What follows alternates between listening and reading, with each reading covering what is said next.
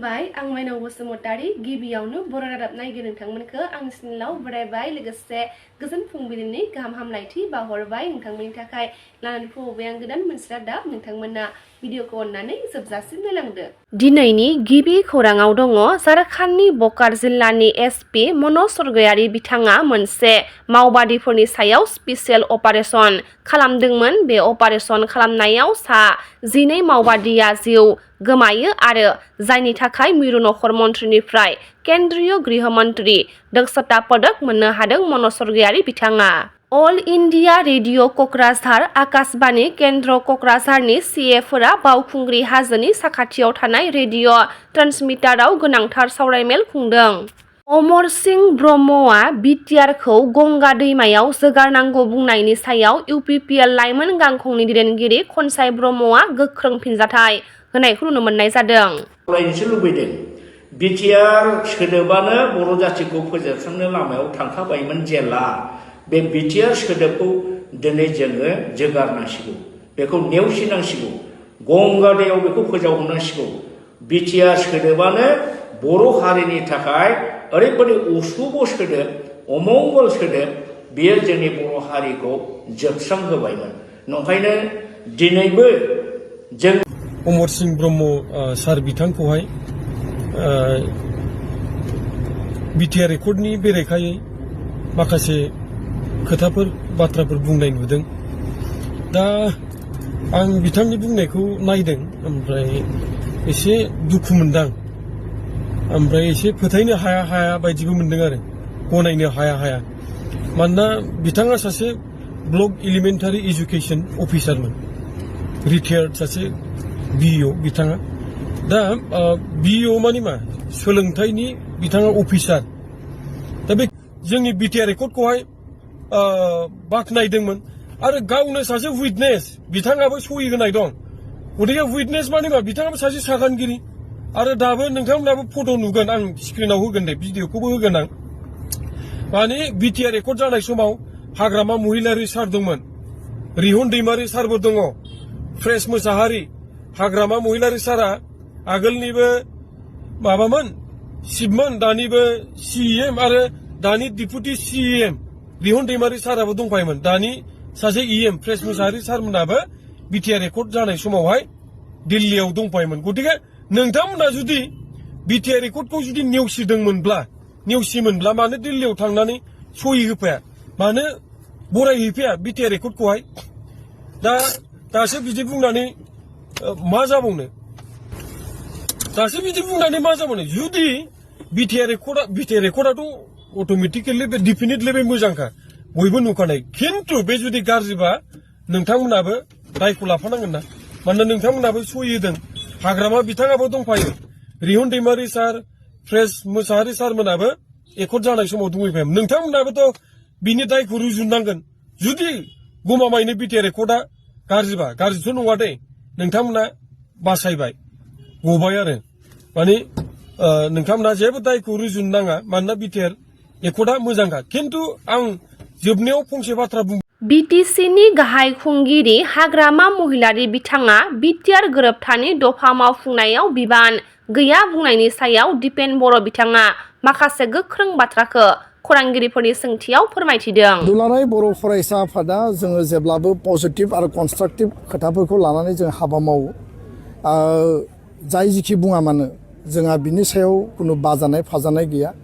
जोंनि खोथाया बेनोल'मोन बिथाङा सरकाराव गोदानै बिबान लाबाय सरकारनि मुरब्बी हिसाबै अथ टेकिं लादों संबिधाननि आधाराव आरो दिनै बिथाङा बिटिसिनि चिफ जानानै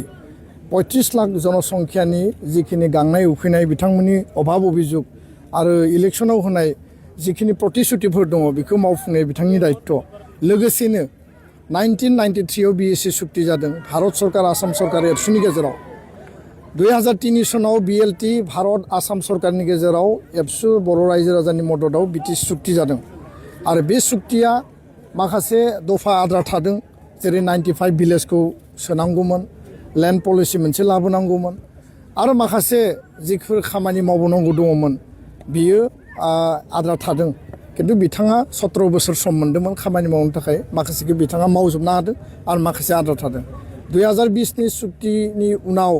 5 बोसोराव माखासे खामानिया प्रमद बर'आ मावबाय आरो गोबां खामानि मावनो थाबावबाय जिहेतु काउन्सिल मोनसेनि रेसपन्सिबिलिटि थायो बिथांमोननि मदद नांगौ आरो बेखायनो जों हांख्रायदों जे हाग्रामा महिलारि बिथाङा बिटिसिनि चिफ जानानै बर' एकर्डनि बिटिआर सुक्तिनि दफाफोरखौ मावफुंनायाव मदद होनांगौ आरो बिथाङा बुंदों जे जाय सुक्ति खालामदों बिथांमोनासो बेखौ मावनांगोन आंनि दायित्वआ बिटिसिनि थाखाय दा बेखायनो जोंनि खावलायनाया जे बिथाङा बेखौ नेगेटिभ लानाङा बिथाङा सासे रेसपन्सिबल पार्सन आरो दिनै 1500 कोटि थाखा जि फैगोन जेराव इन्स्टिटिउसन इन्डास्ट्रि जेराव जिखिनि एस्टाब्लिशमेन्ट अनुस्थान प्रतिष्ठान बिथाङानो बेखौ पिटा होगोन अब्ला बिथाङा मावफुङा होननानै बोरै बुंनो हायो बिथाङा मावफुंगोन आरो बेखायनो बिथांनिफ्राय जों बिदिखौ हास्थायाखै बिथाङा पजिटिभ लानांगौ आरो जों बिथांखौ लोगो हमगोन होननानै बुंदों सम आरो सुबिदा नायनानै बिथांजों सावरायगोन आरो जों खावलायगोन जे सासे गार्जेन सरकारनि मुरब्बिया सरकारनि मुरब्बिनि रेसपन्सिबिलिटिखौ लानांगौ आरो एकर्डआ भारत सरकार आसाम सरकार आरो आन्दलनकारिनि गेजेराव जादों जाय सरकाराव फैया माने बिनि रेसपन्सिबिलिटि आरो 1985आव आसु आसाम गण संग्राम परिषदआ खालामनाय आसाम एकर्डखौ दिनै 40 बोसोरनि उनाव बिप्लब शर्मा आयगनि जि रिकमेन्डेसन दानि एनडिए आरो बिजेपि सरकारा बेखौ मावफुंनायनि थाखाय खामानि मावगासिनो दङ आरो बिथांमोना मावदोंबा हाग्रामा महिलारिया मावनो हायै जेबो बाथ्रा गैया बिथाङा जिखि बुङा माने बिथांनिफ्राय जों पजिटिभ बाथ्राखौसो खोनासंनो लुबैयो आरो राजखान्थिनि थासारिया आलदा दिनै राजखान्थि गैलिया आरो राजखान्थि खालामनांगौबो गैया बिथांनो मोनसे मेन्डेट होबाय आरो दिनै जिहेतु मेन्डेट मोनबाय रायजो राजानि बिसास आरो आस्थाखौ लानानै बिथाङा खामानि मावनांगौ बे पलिटिक्स खालामनायनि बा पलिटिकेल बाथ्रा बुंनायनि सम नङा होननानै जोङो सानो गोजोन्थों इउपिपिएल राजखान्थि हान्जानि बाइक रेलिया नैथि सानाव मैया चिराङाव सफैबाय खौरांगिरिफोरनि सोंथियाव बाइक रेलि खालामनायनि सोमोन्दै माखासे गोनांथार बाथ्राफोरखौ मिथिहोदों इउपिपिएल दोलोनि गाहाय नेहाथारि राजुकुमार नार्जारि बिथाङा बिपिएफआथ' माबोरैहाय दफाफोरखौहाय मावफुंनो नाजानो बिपिएफआ बायसान्सआव दिनै सरकाराव फैदों बिपिएफआथ' आमेरिकानि पार्टिसो आमेरिकायाव दाजानाय मेक आमेरिका ग्रेट एगेन होननानै स्ल'गानजों बिथांमोना इलेक्सन गेलेदोंमोन गतिके बिथांमोना दिनैहाय आमेरिकायाव जोनोम मोननाय मोनसे हान्जा ओंखायनो बिथांमोना मेक आमेरिका ग्रेट एगेन होननाय स्ल'गानखौ बिथांमोना लानानै बिसायख'थि गेलेदोंमोन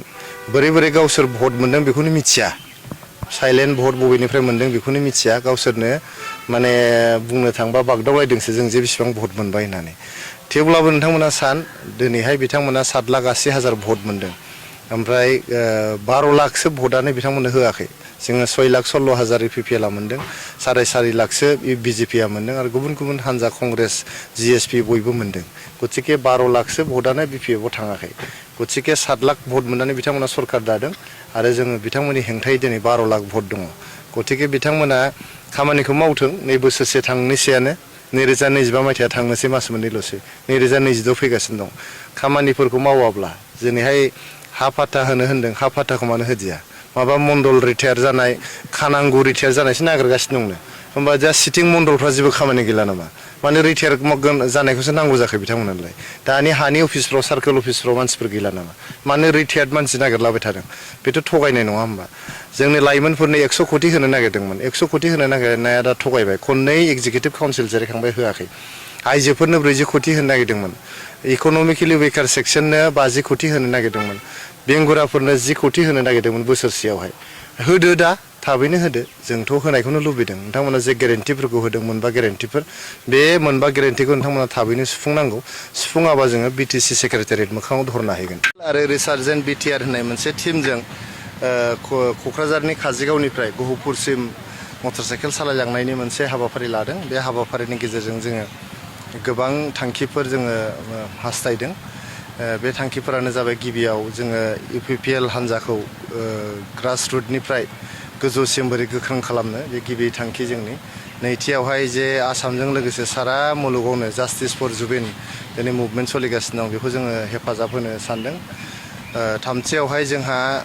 आर्टिकोल 280 नि 125 एमेन्डमेन्ट जे जानांगौ दङ बे 125 एमेन्डमेन्टआ दाबो पार्लियामेन्टआव पेन्डिं जानानै दङ बेखौ जाहाथे थाबैनो पार्लियामेन्टआ एप्रुभ खालामनानै होयो पास खालामनानै होयो बेनि थाखाय जोङो बे मटर साइकेल टुरखौ लादों लोगोसे जोंनि बिटिआर सुक्ति मथे जोंनि बिटिआरआव जे गासै 40था बिजाब दं बे 40था बिजाबनिफ्राय 60 बिजाबसिम जे बारायनांगौ दङ बे 60 बिजाबसिम बारायनायखौ थाबैनो जाहाथे मावफुङो आसाम सरकारा बेखौ जोङो दाबि दैखांदों। ब्रैथियाव जाहैबाय जोंनि इउपिपिएल सरकार थांखांग्रोमोना जेरैबायदि इलिगेल जुवानि दिनै कालसार स्टार्ट जाफिनदों फुजानि नामाव मेलानि नामाव लामा लामा जेरावबो थाना मोखांमानि जे अपेन जुवा गेलेनायनि जे हारिमु दिनै जागायफिनदों जों गिखांनाय मोनदों जे हारिमुखौ जों 2020 मायथाइयाव इउपिपिएल सरकार फैग्रोमोना बन्द' खालामथारदोंमोन बहाबा खना खनला जुवा जादोंबो जोङो पुलिस थोनहरनानै बा जोंनि सेंग्राफोरखौ थोनहरनानै बन्द' खालामहोदोंमोन जाहाथे जोंनि लाइमोन जे दङ जोंनि इयुन जे दङ जे लाइमोन गोहो बिसोर जाहाथे गाज्रि लामाथिं थाङा खोमसिनि लामाथिं जाहाथे थाङा बिनि थाखायनो बे जुवा आरो जौ आरो ड्राग्सनि कालसारखौ जों बन्द' खालामथारदोंमोन दा बे जे जागायफिननो हमदों बेयो जोबोद मोनसे गिख्रंथाव मोनसे हारिमु बेखौ थाबैनो बन्द' खालामनांगौ होननानै जों दाबि दैखांदों। लोगोसेयै जोङो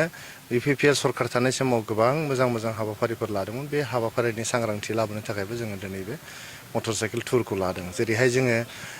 हा फाट्टा राननाय जोंहा 40-50 बोसोर असान्तिनि गेजेराव थानानै जोङो 2020 मायथाइयाव बिटिआर सुक्तिनि गेजेरजों इउपिपिएल सरकार फैनायनि उनाव बड'लेण्ड ओनसोलावहाय